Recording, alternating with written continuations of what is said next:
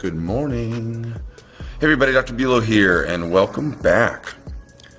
Welcome back to the UC vlog. It is 2023. It is 8 a.m. on a Tuesday. I have got my Nebby Pittsburgh coffee mug. Those of you that don't know what Nebby means, I feel bad for you. If you do know what Nebby means, you can post it in the comments, right? It's all the algorithms say to engage, get people to engage. So there you go. Say hi, Christina. Say good morning. She's back there on Facebook. I don't know if everyone saw her on the Instagram page, but we are live on both Facebook and Instagram, and we're going to talk about the top 3 ingredients to delivering an excellent upper cervical adjustment. So if you care about this as a topic, you're going to have to keep it down there, babe. If you care about this as a topic, make sure you tag a friend, invite them, or share this later after the fact. This is not going to be a dogmatic conversation about BJ said were the top 3 ingredients. These are just, I get the question a lot. And so from my perspective, what are some of my top ingredients to delivering an effective and quality upper cervical adjustment? That's what we're going to talk about today. Real quick, if you have to pop off, I want to let you know some exciting news before we get started on the vlog today. February 10th, we're going to have another webinar. That's going to be about internal marketing and branding. So I think that'll be pretty cool. And then I'm real excited. The big thing is that on March 24 to 26, it's the last weekend in March, I'm going to be down at Sherman College of Chiropractic. We're going to be doing an upper cervical boot camp for doctors and students interested in learning about upper cervical. It's going to be hands-on. It's going to be covering a lot of the most important fundamentals that is in the practice of upper cervical. So thermal pattern, postural and palpatory assessments, listings, and yes, the first thing that we're going to talk about in terms of the top 3, contact point. So just mark those dates down, save those dates, March 24 to 26, and February 10 for the next webinar.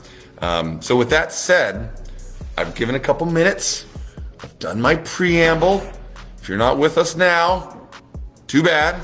We're getting started. And if you have any questions about this, about these important ingredients, let me know.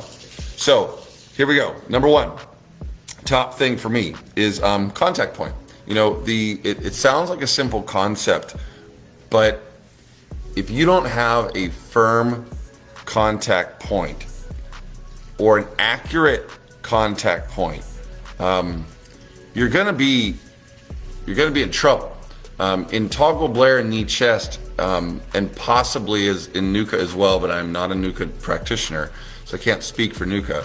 But in the segmental techniques, much like the full spine techniques, if you don't have a firm tissue pull, if the joint is not primed or taken to tension, and in a lot of ways, you're gonna be hitting it like a piston and you're gonna be punching their neck as opposed to facilitating an adjustment, right? So in side posture, Blair, and toggle work, the joint is not taken to tension. So we're not, rotating the neck, we're not laterally bending, we're not putting them in knee chest in rotation. We're also not priming them from an orthogonal standpoint with the shoulders twisted or tilted or the head tilted. There's no fulcrums involved in toggle and knee chest, toggle or Blair. And so for us, it becomes critically important that we have a very solid, definite contact point, that we take out all of the tissue slack through a very quality tissue pull. I am a big fan. I'm a big fan of the tissue pull being in the direction of correction. I'm not a big fan of tissue pulling opposite and then your adjustment going in the opposite direction. You know what I mean? Sometimes I'll see that where a tissue pull, say, is clockwise and then the adjustment is counterclockwise or vice versa. I am a fan of a tissue pull in the same direction that your correction is going to go. So that way you take out all of the tissue slack. So when you go to give that adjustment, there's nowhere for the bone to run and hide. You know what I mean? It's your adjusting forces are going to go straight and resonate straight to the bone, and aren't going to be dissipated in tissue slack. See what I'm saying? And so while it may sound simplistic, success is in the simplicity, right? It's simplicity on the other side of complexity. You better have a very good contact point and a tissue pull that takes out the slack. And then when you bring your contact hand on top of your contact point and that tissue slack is gone, then you're primed and ready for an effective adjustment. Reconnecting. Sorry, my Instagram, my internet. I don't know why my internet decided to just crap out on Instagram, but we're back. So after you take the tissue pull and you take your contact point, there's one last thing in terms of contact point, and perhaps this goes into the timing, but in some techniques like knee chest, it's called the set down. And Blair, I teach this sort of like going weak in the knees is what I like to say, which is when you have your contact hand on your segmental contact point, right before you're ready to deliver that adjustment. One last sort of priming thing that I like to do is to just go weak in the knees, meaning like let your body mass slightly sink into the patient's body, just a little bit. And that's that one last, it's almost like in a full spine technique where you bring the joint to tension. Only with this, it's one last thing to really compress the structures just a tad, so that when you deliver that adjustment, again, there's nowhere else for that force to go other than into the subluxated segment. So contact point. To me, having a solid contact point, tissue pull, and set down is probably one of the top 3 ingredients to delivering an effective upper cervical adjustment. The next thing is timing. Timing kind of goes along with that last set down, right? Where you kind of lower your adjusting device, your adjusting mechanism onto the patient. Timing is something that, I guess like I said, I wouldn't quote BJ or be dogmatic about the conversation, but BJ did talk a lot about, what did BJ talk about? He talked about in the beginning, the patient is contracted and the doctor is relaxed, and then the patient relaxes, and that's when the doctor contracts and delivers the adjustment, and then the patient contracts and the doctor relaxes. So in a similar vein, I think timing is really important, but I'm going to give you a slight trick answer, I suppose, to timing. When I'm saying timing, I'm saying the timing of the adjustment, meaning only adjusting the patient when they're actually subluxated. And again, this may seem like an obvious thing, and success is in the simplicity of this conversation, but if you adjust somebody when they are not subluxated, it is a recipe for disaster, right? Best case scenario, your indicators will not change, right? So those are the people that you scan them before and you scan them after, you leg check before, you leg check after, and you don't get the changes afterwards. You're like, rats, I must not have delivered a great adjustment. And in fact, it's like, no, it had nothing to do with you. It's that they didn't need to be adjusted at that time, and their body is rejecting your external universal force going into their body. So, and it's funny because it's sort of like, it's very obvious when it happens, and you're just kind of like, I should have just left them alone. Why was I being sympathetic? Why was I being rushed? All these questions start kind of going through your mind.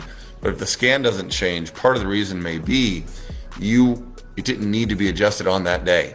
At least when you get to a level of proficiency in your adjustment, where your adjustment's the same every single time if you're a manual adjuster, if there's a reaction like that, it's either because, number one, they did not need to be adjusted and you shouldn't have adjusted them, or, like BJ said, the body wasn't ready yet. They weren't relaxed, you weren't ready, and so the adjustment did not take place. Because remember, the adjustment is kind of a marriage between the patient's body and your external force. And if the patient's body is ready and they really need the help and the timing is right, you got your good tissue pull and you deliver that adjustic thrust, that's when the magic happens and the adjustment takes place. But if the timing's not quite right, you're either going to get best case scenario, no change, or worst case scenario, you're going to complicate the issue. Someone once said that the sharper the tool, the greater the damage you can do when it's used inappropriately, right? So the more powerful your upper cervical adjustment, the more complications you're going to cause if you do the adjustment at the wrong time, right? Because you're either going to jam the articulation. Here, said another way, it's almost like a carpenter trying to drive in a nail if the nail is bent. BJ talked a lot about how the atlas and the craniocervical junction is not always subluxated. It'll roam, it'll shift, it'll move. And think about that like a carpenter, and you're trying to drive in a nail, but that nail is a moving target. So if you try and drive in the nail when it's bent, you are going to flatten that nail against the wood, you're going to jam it. And so if they're not truly subluxated and you deliver an adjustic thrust, there's a chance that you could jam the joint, you could create a secondary misalignment to the situation. You could certainly irritate the neurology, your scans will get worse. And by the way, that's why I think scanning is important, because I think to a certain extent you can stimulate proprioception and get a leg length change potentially. I mean, we see that with stress and pressure testing, but I think you'll know whether you worked with innate intelligence or in spite of it with a thermal scan, because the thermals are a sign of sympathetic function, and if you irritate the neurology, you irritate the system, it'll show it. It'll show it. And so timing is critical. Timing, making sure that they actually need the adjustment at that time, and timing, making sure the patient is ready for the adjustment. They're relaxed, they're in the right spot, etc. So that's number 2.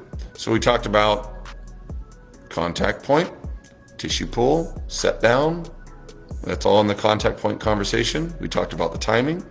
And then the last thing to me, and again, I don't think this is a trick question, a trick answer. I think it's important, is certainty. Now, my brain, when I say that out loud, the first place it goes is it's not as needed with instrument adjusters. And I would say, no, it is, because when we talk about timing and the patient being relaxed, your certainty, your level of confidence absolutely carries over to that patient and their ability to relax in preparation for the adjustment.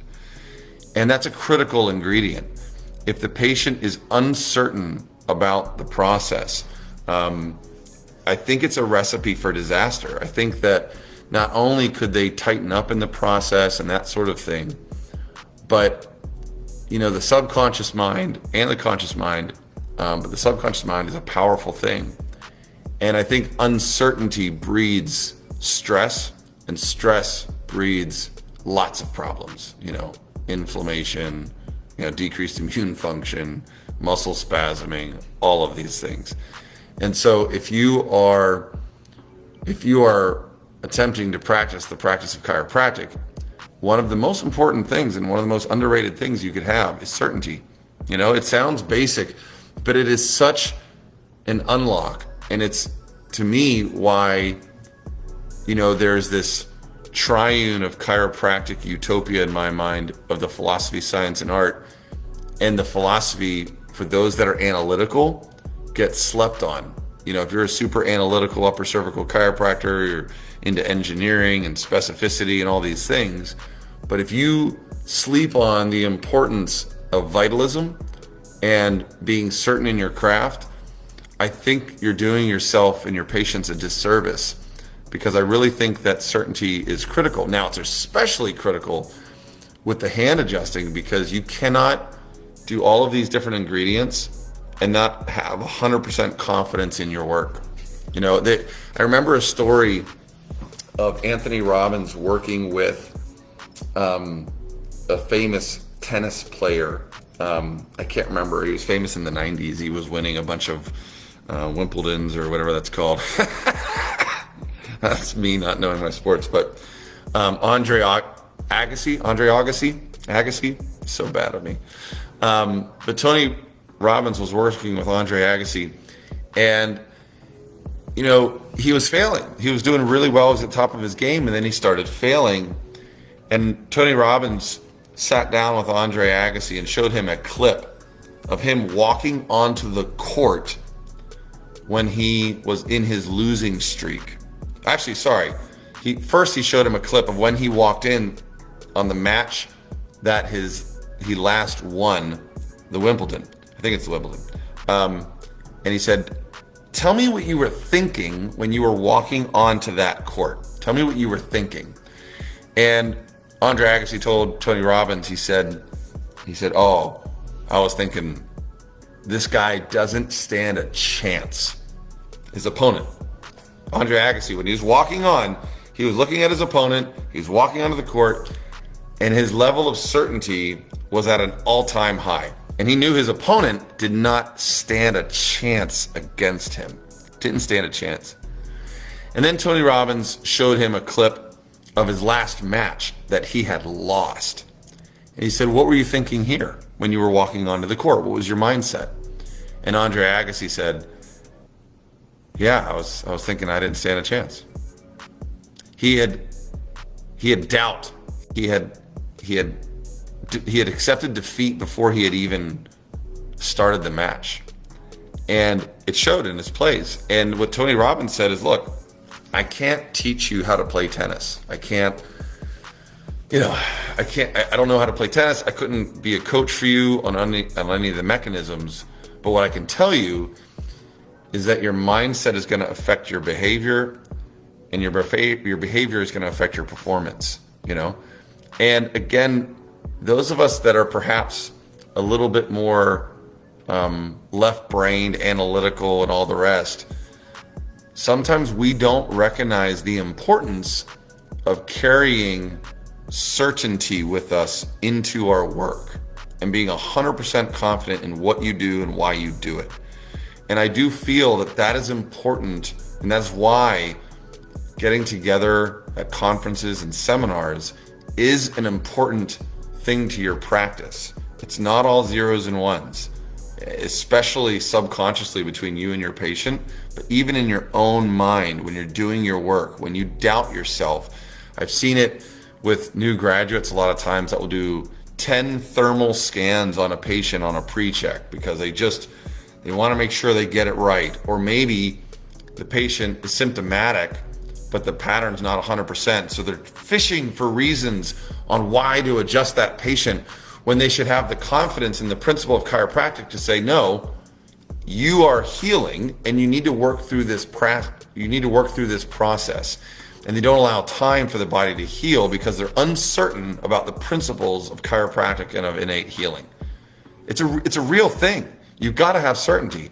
So that does it. Those are my top three.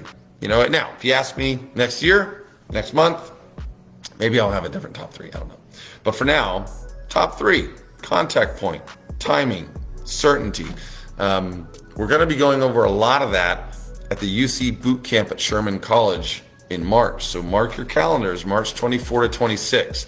I don't have a reg page up for it yet. That's going to come out later in the week.